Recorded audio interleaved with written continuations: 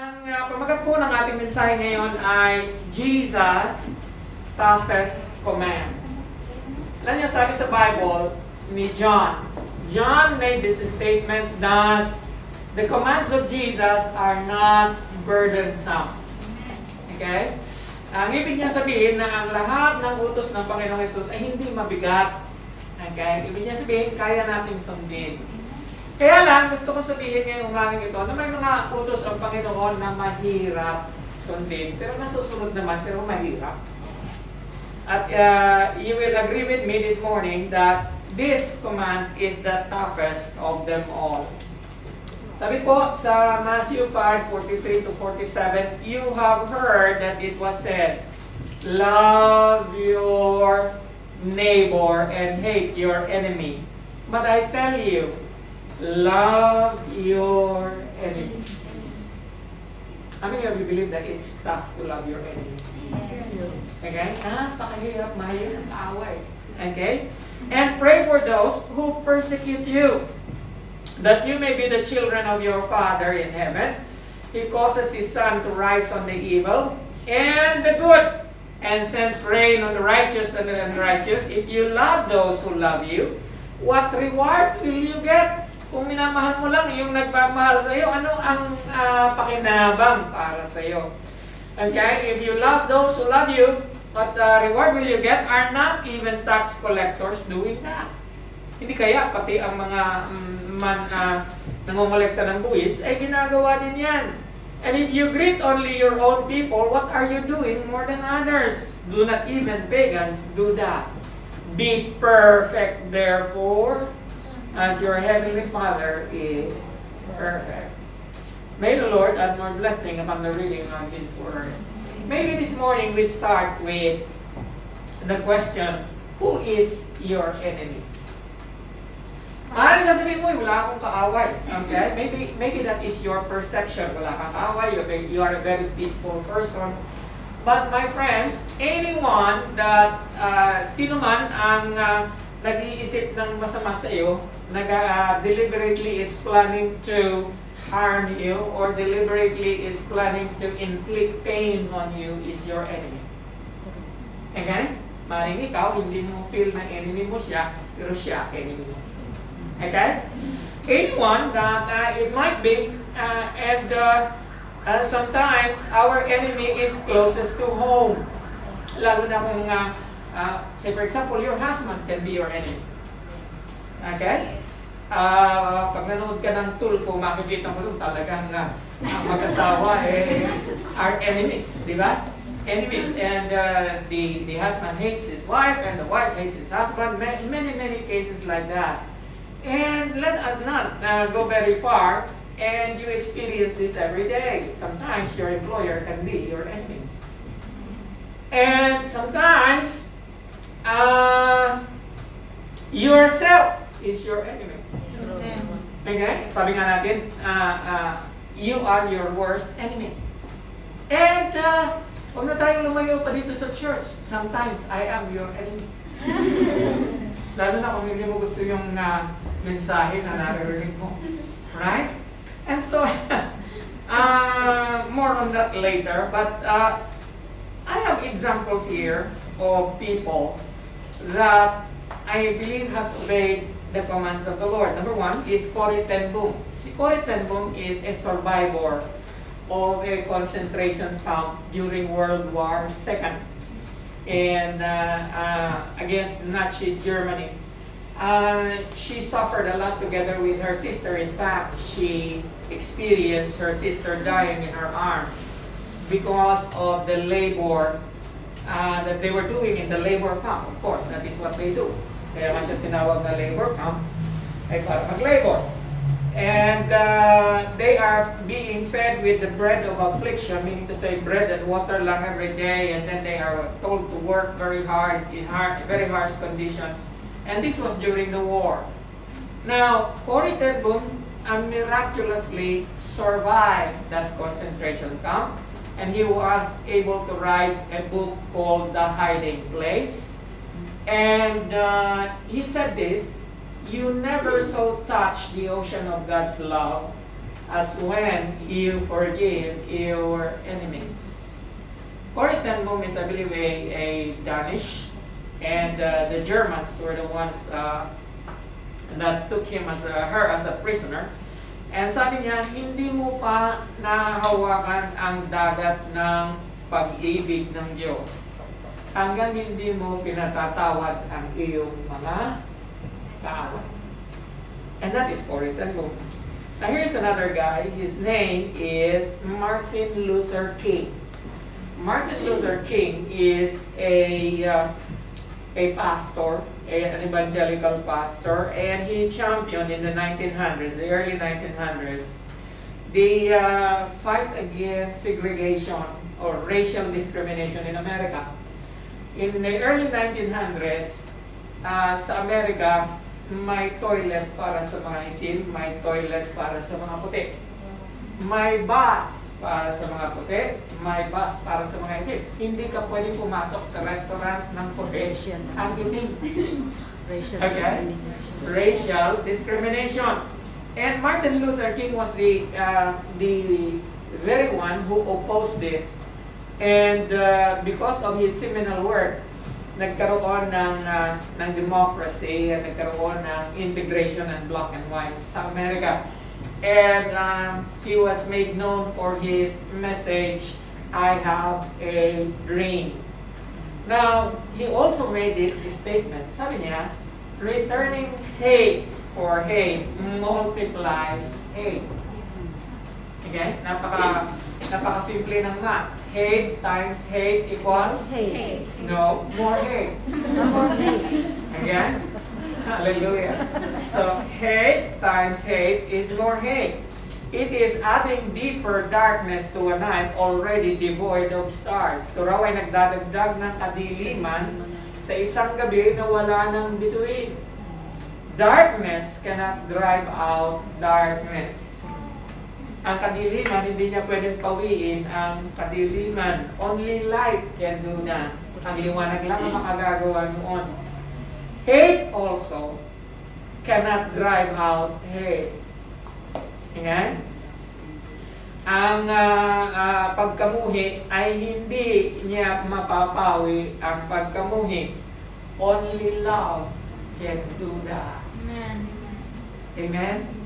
Now, if you're really going to meditate on those words by a man who has suffered so much discrimination in life, if you are going to meditate on these words by Martin Luther King, then you are going to behave differently from those who are treating you very badly. Because you cannot overcome evil with evil. You can only overcome evil with good. Now, there's another guy, and this guy is the champion for passive resistance na tinatawag, and non-violent resistance, and his name is Mahatma Gandhi. Mahatma Gandhi is a national hero of India. Why? He was very much like Rizal. He gave himself for his own country, but without violence. Okay? Parang si Rizal din. And si Rizal, he freed the revolution started because of the writings of Rizal. But Mahatma Gandhi popularized non-violent resistance. And do you know where Mahatma Gandhi got his principles? He did not get it from Buddhism. He did not get it from any other religion. He got it from the Lord Jesus Christ. Sabi kasi ni Lord, pag sinampal ka sa mukha, ibigay mo rin ang iyong kaliwa para sa maling ka ulit. Okay? He also made this quote, whenever you are confronted with an opponent, conquer him with love. And he did just that, and a generation has changed the destiny of a nation we now call India.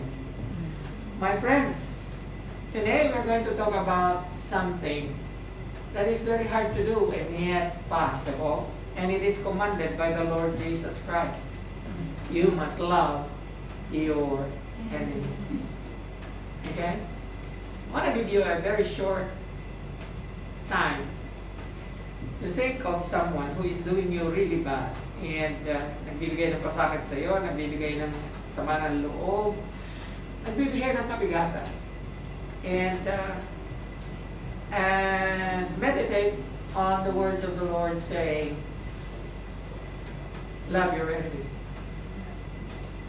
My objective today is that you're going to go out from here equipped with the knowledge and the ability to at least love your enemies. Let's talk about that. I have 4 things to share with you. Number 1, loving your enemy is an old covenant improved. Okay, it is a covenant. In verse 43 to 44, you will find here a formulaic statement of Jesus. Sa Sermon on the Mount, pag nakita mo itong formula na ito, you have heard that it was said. Ang ibig sabihin nito, narinig mo na ganito ang sinasabi. Pagka yung phrase na yan ay narito mo sa salita ng Panginoon, ang pinatutungkulan niya ay ang dating covenant na tinatawag nating Old Testament. Sa lumang tipan, sinasabi, love your neighbor and hate your enemy. Although you cannot find the word hate your enemy in the Old Testament, it is a midrash. Anong ibig sabihin ng midrash? It is a commentary of the Jews. Komentaryo ng mga Jews patungkol sa salita ng Diyos sa Old Testament. Anyway, sabi ni Jesus, sinasabi nila na mahalin mo ang iyong kapwa at kamayan mo ang iyong kaaway. Ngunit sinasabi ko sa inyo, that is the second part of the formula. Here is Jesus improving on the old covenant. And ginagawa ni Lord na mas pinatitindi ng Panginoon ang kahulugan ng old covenant. Ang kaya sabi niya, sinasabi ko sa inyo, mahalin niyo ang inyong mga kaaway at ipag-pray. Diyos ko, kailangan mo pa palang ipag-pray. Hello? Hindi ba na basta mamahalin? Amen? How many of you are still praying for your employer to change? Amen. Good, because you need that. That is an example. And pray for those who persecute you. And by the way, when you pray for your enemies, do not pray imprecatory prayer. Pag mo ipag-pray na, Lord, sana mabangga siya. Okay? Hindi yung prayer na loving your enemy. Amen? Or, Lord, sana mapalitan na siya or may mangyari sa kanya or whatever. Ang tawag po doon ay imprecatory prayer. Don't pray that prayer because that is not in consonant with loving your enemies. Amen? Nagalit ka na sa asawa mo because siguro nanduloko siya or nambababae siya. Huwag mo siyang ipag-pray na masagasaan. Okay? Pag-pray mo na magbago. Amen. Amen? Sapagkat yun ang isinasaad ng Romans chapter 12 verse 17 to 21. Huwag mo daw bayaran ang masama sa pamamagitan ng masama kanino man. Now, I want you to notice the word never. Meaning to say, it is not your prerogative. Okay? Respect what is right in the sight of all men. If possible, so far as it depends on you, be at peace with all men. Never take your own revenge, beloved, but leave room for the wrath of God. For it is written, vengeance is mine, I will repay, says the Lord. Now, kadalasan, alam ko, you and I are familiar with these words. We are familiar with loving your enemies. Ngunit katulad lang ng mga napakarami ng commands ng Panginoon, we thought that we have it in us and it is going to happen naturally and automatically when the time comes. But see what happens. When the time comes, we don't really obey God's word. Why? Because we do not put it to heart and we do not put it into practice. Liwanag po ba? And so, sabi dyan, never take your own revenge. Revenge is not your prerogative, it is God's. Okay? So, pag pinato ka ng kung ano, kung patuhin ng pinapay na kasama ang garapon. Okay? Yun ang sabi nila. You can't do that. Okay? Never take your own revenge, beloved, but leave room for the wrath of God. Bakit? Sabi ni Lord, ginagarantiyahan niya sa atin sa pamamagitan ng verse na ito, na ang paghihiganti ay nasa Kanya. And sinisiguro niya sa iyo, pagbabayarin ko siya, I will repay. Okay? Hallelujah. Says the Lord. Now, remember the word consequence. Everyone of us go through consequences, especially the enemies that doesn't repent. And so, in order to overcome evil, we need to make room for God's wrath. And the Lord doesn't say this because He did not experience it. Si Lord, hindi siya nag-uutos ng isang bagay na hindi niya naranasan. Siya mismo, on the cross of Calvary, made this statement. Jesus said, Father, forgive them, for they do not know what they do. Hindi nila nalalaman ang kanilang ginagawa. And nice kong malaman ninyo na karamihan sa gumagawa ng masama ay hindi nila nare-realize na masama ang ginagawa nila. Okay? It takes a deeper relationship, and it takes a relationship with God to understand what is right and what is wrong. And so, sabi po ni J.K. Chesterton, the Bible tells us to love our neighbors and also to love our enemies. Probably because generally they are the same person. Iisa lang sila. Okay? Now, let us make an example of this in the Philippines. Sa Pilipinas, pagka yung puno ng mangga sa kabila ng bakod ay lumampas sa bakod mo, wow, that is trouble. Okay? At pag yun ay pinutol mo, wow, you are declaring war. Okay? Bakit mo pinutol ang sanga ng aking mangga? Eh, lumampas sa bakod ko. Okay? Ayun. Haharap na sa husgado ang dahilan sa sanga. Okay? I have seen a lot of people in conflict for minor things. And, you know, when Jesus said this, love your enemies, it is not for the benefit of your enemy. It is actually for the benefit of you. Minsan, si Lord, pag nag-utos siya, para bang laging counterintuitive eh. Bakit ko mamahalin ang aking kaaway? Kaaway yun eh. Tayo pa naman sa ating generation, hindi natural sa atin ang magmahal ng kaaway. Natural sa atin ang maghiganti.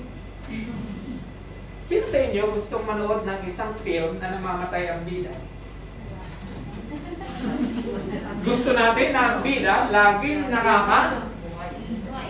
di ba? Pagka nagsusunto ka na, sumasabay ka pa.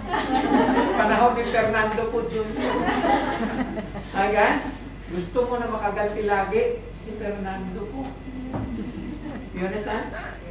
Minsan nanonood kami ng isang film nung panahon ni namin ni Sister Leonor. Paborito niyang actor ay si Charles Bronson.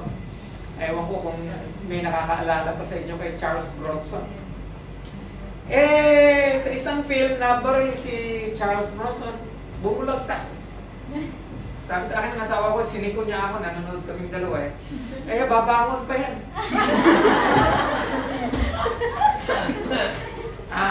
Sabi ko, love, I'm sorry to tell you, parang hindi na. Hindi, babangon yan. Hindi na bumangon. Akala mo, nasira ang kanyang psychological makeup. Sabi, anong klaseng director yan? Okay. And talaga namang masama ang loob niya dahil namatay si Charles Bronson. Hindi nakaganti. You understand? Okay? Their hell hath no fury like a woman is scorned. Sabi nila. And totoo po yan. Minsan, hindi natin maintindihan natin sarili. Napakahirap sumunod sa salita ng Panginoon na nagsasabi, mahalin mo ang iyong kaaway dahil it is against our nature. Tayo pong lahat ay vengatibo. Okay? Nasa atin yan na gusto natin because of self-preservation. And yet the Lord says, for your own good, so that you will not live in bitterness. And over the years na pastor ako ng Lifeway for the last 25 years, I have seen people destroyed by bitterness. Simply because they cannot forgive. Again, simply because they cannot let go and let God have His way. Simply because they cannot love their enemies. Amen? If you cannot forgive, then you cannot love. Because that is the initial stage of loving. You need to forgive. Amen? At yun ay hindi para sa kapakanan ng pinatatawan mo. Yun ay para sa kapakanan mo. Because something happens in the inside of you when you are bitter. It destroys your healthy cells. Kaya ka nagkakaroon ng cancer, kaya bumubukol yan sa sigit. Dahil ayaw mong magpatawad. Okay? Ikaw din. Okay? So, that brings us to the second. Now, loving our enemies is God. What does it mean? It means that God's children are obliged. Obliged meaning to say commanded to do so. That you may be the children of your Father in heaven. Upang nang sa kayo ay maging anak ng inyong Ama sa langit. He causes the sun to rise on the evil and the good, and sends rain on the righteous and the unrighteous. Nakaraang linggo, sabi ko sa inyo, ano kaya pagka ang born again lang ang bibigyan ni Lord ng hangin? Tiyak na 80% ng buong mundo pa tayo. You understand? Ngunit hindi. Sabi niya dito, He causes the sun, ang araw daw ay para sa masama at para sa mabuti. Ang ulan ay para sa matuwid at para sa hindi matuwid. And the Lord wants us to emulate Him. Na kung alam mo na si Lord ang in charge ng buhay mo, then susunod ka sa kalooban niya, susunod ka sa utos niya, susunod ka na mahalin mo ang iyong kaaway sapagkat alam niya ang kanyang ginagawa. Amen. Amen? You have heard that it was said, eye for an eye, tooth for a tooth, but I tell you, do not resist an evil person. Okay? Huwag kang makipaglaban sa isang masamang tao. Okay? If someone strikes you on the right cheek, turn to him the other also. Sabi ng iba, ito ang pinakamahirap sa lahat. Huwag mo akong gagalawin. Okay? Re-resbakan kita. Okay? Eh kapatid, ito po ay figure of speech lamang. Hindi ito nag-uutos sa iyo na tumayo ka dyan sa tabi ng karsada at sabihin mo sa lahat ng Pilipino na nagagayon sa palan mo ako. Hindi po yun ganon. Pag may pagkakataong umiwas ka naman. You understand? Hello? Ano? Isa sa mga taong iniidolo ko ay si Manny Pacquiao. Hindi pa ako mamumuliti ka ngayon. Hindi. Again, malayo yun. Manny Pacquiao is loved by the world over by his fans because of one trait, and that is humility. Okay? Pagpakumbaba. Siya na ang pinakamagaling na boksingero sa buong mundo.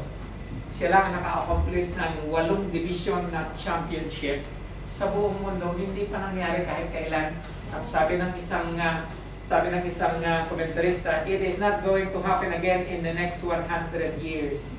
What he has accomplished today will never be replicated not in another 100 years. And then ngayon, lalaban na naman siya kay Errol Spence. Ano nakakalaban niya kay Keith Thurman? Dahil nga, you know, pinapalo ko yung lahat ng video niya. Nagkaroon sila ng press conference. And alam mo, pagka yung kalaban nasa press conference, tinatrust talk nila si Manny, laging tinatrust talk kasi si Manny laging underdog. Okay? Pag lumalaban siya, kulang siya sa timbang or kailangan habulin niya yung timbang kasi nga hindi niya yun division. Ang division niya ay flyweight, lalaban siya ng welterweight. And so, lagi siyang underdog. And so, sabi ni Thurman sa kanya, ako ang magpapa-retire sa iyo. Huling laban mo na ito. Sinasabi niya kay Manny sa mukha, ginaganon niya. Sabi niya, Tyler, last, ano mo na ito? Last laban mo na ito. Huling laban mo na. At i-retire ko na yung iyong maliliit na kamay. Sabi niya, your T-Rex arms. Ano yung T-Rex? Ano yung dinosaur, gano'n? Maliliit na kamay sa kanang. Ano yung T-Rex arms. And so, sabi nung reporter, yung na kausap nila, how do you respond to that? Sabi niya, pinuri pa niya si Thurman. Sabi niya, Thurman is a great guy. Thurman is a good boxer. And he is entitled to his own opinion. Nakangiti siya. It's okay. I will let my hands do the talking on the ring. Okay? Now, look at that. Look at that. Sa iba pa yun, bakbakan na. Doon pa lang. You understand? Hindi pwede na pagsasabihin mo ako ng ganyan. Okay? And so, many years ago, ewan ko kung bakit marami akong na-feature na film dito. Si Arnold Schwarzenegger, siya yung bida sa Conan the Barbarian. Ito po siya. Okay? In the movie, he was asked by a barbarian general, Conan, what is the best thing in life? Ang sagot po ni Conan na si Arnold Schwarzenegger, this is the best thing in life. Crush your enemies, see them driven before you, and to hear the lamentation of their women. Wow. Okay? That is how the world works. The might is right. Tingnan nyo, kaya ba ang Panginoon? The Lord is always different. He takes the situations to a higher level na hindi ginagawa ng tao. So, in 1 Peter chapter 3 verse 9, it says there, never retaliate when people say unkind things about you. Pay them back with a blessing, and God will bless you. Okay? Sabi po ni Manny, I like it when people trust talk me because I become motivated. Okay? And so, kanya, nung matapos ang laban nila ni Thurman, bumagsak si Thurman sa kauna-unang pagkakataon sa buhay niya. Nung matapos ang laban, talaga namang namumulaklak ang kanyang pasa sa mukha. Naglagay na lang siya ng shades. At nung press conference ulit, okay, niyakap siya ni Manny. Okay? And that is sportsmanship. And so, my friends, never retaliate when people say unkind things about you. Siguro kaya lang nananalo si Manny dahil kinakasihan siya ng Panginoon. Kasi nga, nasa kanyang damdamin at sa kanyang ugali ang pagpapakumbaba. Okay? Pero parati rin siyang talo. Natalo na rin siya ng ilang beses. Kanya lang, wala pang nakagawa ng mga bagay na nagawa niya sa larangan ng boxing. Nagbigay ng karangalan sa buong Pilipinas. Amen? Hallelujah. That brings us to the third. Loving your enemies is loving others advanced. If you love those who love you, and we are very good at this one, we only love those who feed us every Sunday. We only love those people who bring us to Usinawa. We only love people who we can get something from. Mahal lang natin yung mga tao na nagbibigay sa atin ng kung ano. Eh, sabi na ni Lord, are not even tax collectors doing that? Eh, hindi nyo naintindihan pag sinabi ni Lord na ang mga tax collector, ginagawa niyang example. Kahit na yung mga masasamang tao na tax collector, ginagawa nila yan. Anong kaibahan mo sa kanila? May pagmamalaki ka ba? Na iniibig mo lang ang umiibig sa'yo? Natural! Pero, what reward will you get? Here's something I want you to do. You wanna impress the Lord? Huwag kang magpa-impress kanino. Si Lord ang i-impress mo. Amen. Okay? I-impress natin si Lord. Kasi pag sumusunod tayo sa Kanya, nai-impress ang Panginoon. Amen. Huwag kang magpa-impress sa social media dahil. Okay? Sinungaling ang nagla-like sa'yo. Pa-impress din siya sa'yo. Pero pagka si Lord ang ini-impress mo, wow! Okay? And sumusunod ka sa utos niya, if you love those who love you, what reward will you get? Are not even tax collectors doing that? If you greet only your own people, okay? Katulad na lang yung sinasabi ko sa ating mga sendok, tayo-tayo lang, tayo-tayo lang. Okay? Paano tayo lalago kung hindi tayo nagkakakilalanan? Panahon ng ilang taon na tayo nakamaskara.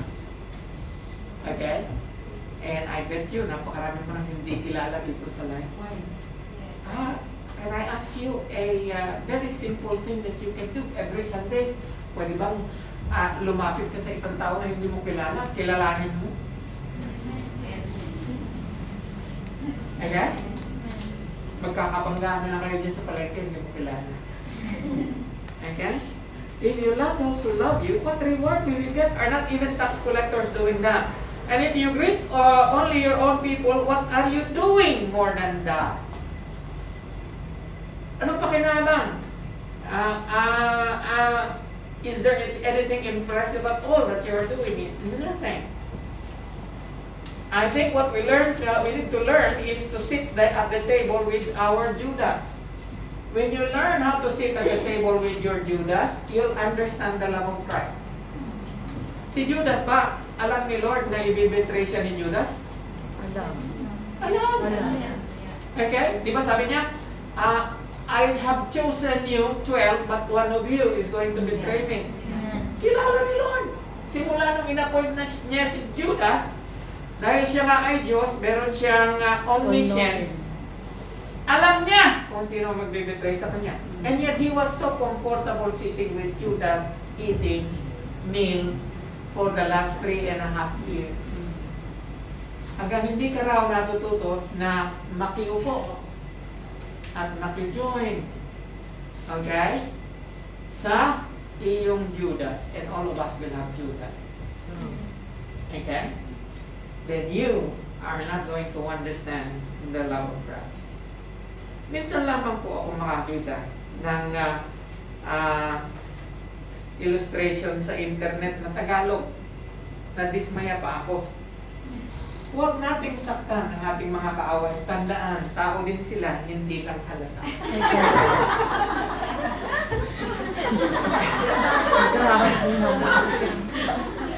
Sarcasm. Yan tayo magaling mga Pilipino. Laging mayroong pitik. Maganda na sana sinabi huwag natin saktan ang ating mga kaaway. Dinagdagan pa. Tandaan, tao din sila. Hindi nga lang halatang tao. Okay? Sana hindi tayo ganoon. Okay? How many of you are familiar with Gordon Ramsay? Gordon Ramsay is an international chef. Meron siyang TV program and may pa-contest siya kung sino ang pinakamagaling na chef. Okay? And that franchise has gone throughout all the world. And the title of that program is Hell's Kitchen. Okay? Meaning to say, if there is a kitchen from hell, there is a chef from hell. And his name is Gordon Ramsay. Now, bakit siya tinawag na Kitchen from Hell? Because this contest is really very stressful because Gordon Ramsay is very strict. And he does not mince words in calling whatever you are. Okay? Talagang si Gordon Ramsay parang si Pastor pag Sunday. Okay? So maraming galit sa kanya. Ano? And so sabi, meron siyang sinabi, sabi niya, love your enemies for they tell you your faults. Not everyone will tell you the truth except your enemies. Yes. Okay? And most of the time it's true. And so therefore, if your enemy is hungry, feed him. So kung galit ka sa akin, you owe me lunch. Okay? Hello? Let us obey God, the Lord. Love your enemies. You owe me lunch. Okay? And at least a drink too. If he is thirsty, give him something to drink. In doing this, you will hear burning coals on his head. Okay? I will explain that burning coals on his head in another sermon. Anyway, so that brings us to the last but not the least. Loving your enemy is perfection achieved. Many of us are also familiar with this command. Be perfect, therefore, as your heavenly Father is perfect. Pero bihira sa atin na nakaka-realize na itong command na ito ay may context. Ang context ay loving your enemy. Ang ibig sabihin, if you want to be perfect, sabi ni Lord, kung gusto mo na maging ganap sa iyong pagsunod sa akin, if you want to be perfect, is there anyone here who wants to be perfect? Of course, we should. Yes. Utos ni Lord yan eh. Okay, gusto mo bang maging perfect? Ha! Mahalin mo ang iyong kaway. That is perfection. You understand? Hello? Yes. And minsan, kasi nga hindi tayo masyadong nagbabasa ng Bible eh. Hindi natin alam yung mga context. Memorize lang tayo, memorize ng mga passages. Hindi natin alam yung context. Ang context nito, pag sinabing konteksto, or context, background nitong utos na ito, ay isa pang utos. Gusto mo na maging ganap or perfect sa harap ng Diyos? Gawin mo itong pinakamahirap na utos na sinabi niya. Mahalin mo ang iyong kaway. Wow! And you will become perfect. Saint Augustine in his commentary made this statement. What is perfection in love? Paano raw nagkakaroon ng perfect love? Love your enemies in such a way that you would desire to make them your brothers. For so did he love, who hanging on the cross said, Father, forgive them, for they know not what they do.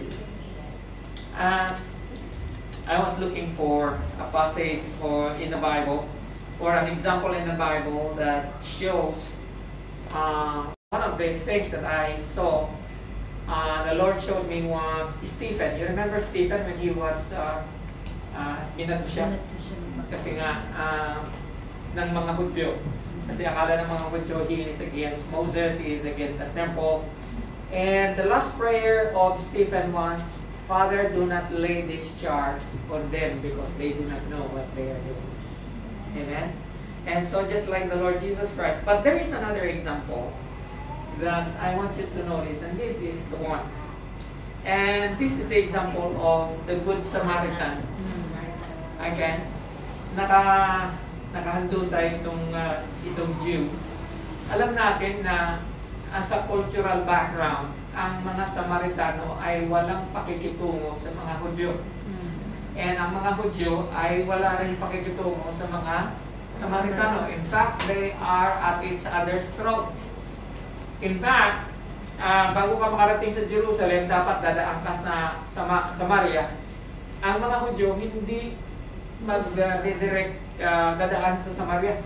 They will do the long cut dun sa gilid ng Samaria. Kasi pag dadaan sila sa gitna ng Samaria, isa lang ibig sabihin nun, mag-defile sila ayon sa batas.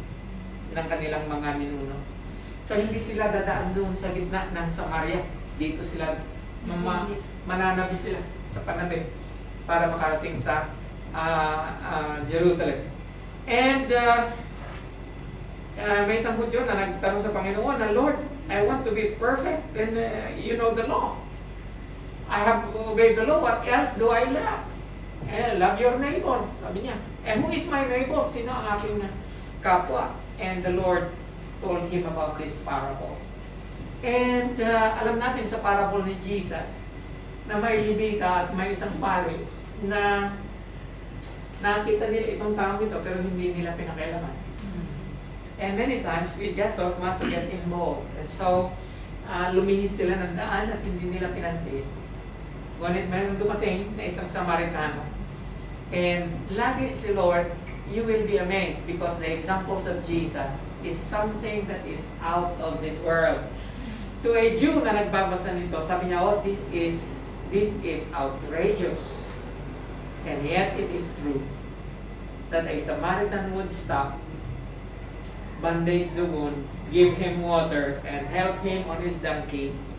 And hindi lang natapos doon, dinala niya sa isang inn, sa isang hotel. Binayaran niya yung hotel at sabi niya doon sa may-ari, kung kulang pa ang bayad ko sa kanya sa pag-iingat mo, pagbalik ko, babayaran. And who do you think is a neighbor? Sabi ng Panginoon doon sa nagtatanong. Sabi niya, the one who helped him. You know why he answered that way? Because he cannot even utter the word Samaritan. And to many of us, minsan the whole world will not believe our faith or will not be influenced by our faith if we do not obey the words of Jesus. In fact, Mahatma Gandhi once said, I like the Christ of Christians, but I don't like the Christians of Christ. Okay? Isa lang ibig sabihin niyan. Gusto ko si Kristo. In fact, he is an avid reader of the Gospels. He is an avid reader of the New Testament, si Mahatma Gandhi. But he never became a Christian. You know why? Because of the testimony of believers. Kapatid, if you want to be perfect, love your enemies. Shall we all rise?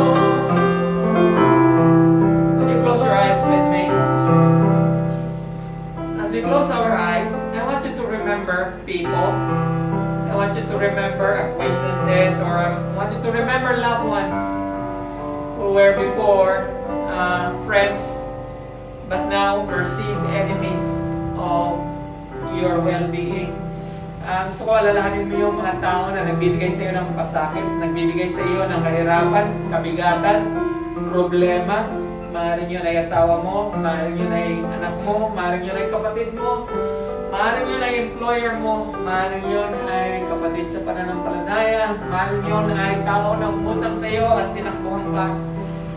Kapatid, initially siguro ngayong hapon ito, upang masunod natin ang command ng Panginoon, ay let us forgive from the heart without even that person asking for our forgiveness.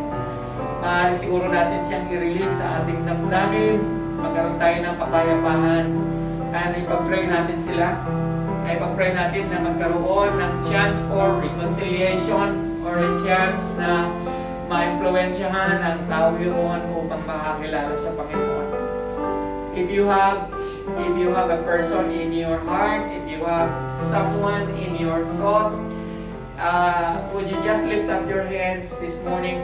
Taas natin ating kamay, taas natin ang taong ito sa Panginoon na magkaroon tayo ng breakthrough sa buhay natin. Especially those who are in bitterness. Ikaw na mayroong karanasan sa isang tao na naging bitter ka hanggang ngayon. Pag naalala mo, ang taong ito nagkakaroon ka ng masamang damdamin, pangit na damdamin para sa kanya. Kapatid, sa pamamagitan ng biyaya ng Diyos, hindi nang dahil sa lakas mo or nang dahil sa ability mo, ay kaya mong patawarin ang taong ito. Ngunit nang dahil sa biyaya ng Diyos. And so, sumunod ka sa aking panalangin, Lord, salamat po sa araw na ito. Salamat sa mensahe na aming narinig. Tunay nga, Lord, ina-assume lagi namin, Panginoon, na alam namin ang iyong mga utos. Ngunit sinabi mo, Lord, na kung kami nagmamahal sa iyo, kami ay susunod sa iyong kautusan. Lord, alam po namin na nagkukulang kami. Alam namin, Panginoon, di namin nasusunod ang napakahirap na command na ito, na mahalin ang gumawa ng masama sa amin. Mahalin, Panginoon, ang lahat ng nagbibigay ng kabigatan sa amin. Lord, ang nagiging balakid sa aming mga pangarap, ang mga nagbibigay ng sama ng loob. Lord, dalangin ko na mapagtagumpayan namin ang damdamin ito. Dalangin ko, Lord, na ang lahat ng mayroong bitterness ngayong hapon ito ay magkaroon ng solusyon, magkaroon ng kaparaanan upang ma-set free sila sa ngalan ni Jesus. And Lord, turuan mo kami na magpatawad ng dapat patawarin. Patawarin, Panginoon, ang lahat ng sumalungat at nagbigay ng pasakit. And Lord, sa iyo ay pinagkakatiwala sila. Maging ang aming mga kapatid na ito na nahihirapan. Maging ang aming mga kapatid na ito na nag-i-struggle sa kanilang mga damdamin para sa mga taong yun ay magkaroon ng breakthrough in the name of Jesus. Lord, salamat po. Alam namin, Panginoon, na kumikilos ka. Alam namin na nangungusap ka. Alam namin, Panginoon, na may layunin ka sa lahat ng mensahe na aming narinig. Sa iyo ay pinagkakatiwala ang lahat. Sa iyo pinagkakatiwala ang bawat isa ay pakikisama at pakikisalamuha dito sa mundong ito, Panginoon. Sa iyo ay pinagkakatiwala ang aming buhay, ang aming bukas. Sa ngalan ng Ama, ng Anak, at ng Banal na Espiritu Santo, at ang lahat ay magsabi ng Amen. Palakpakan.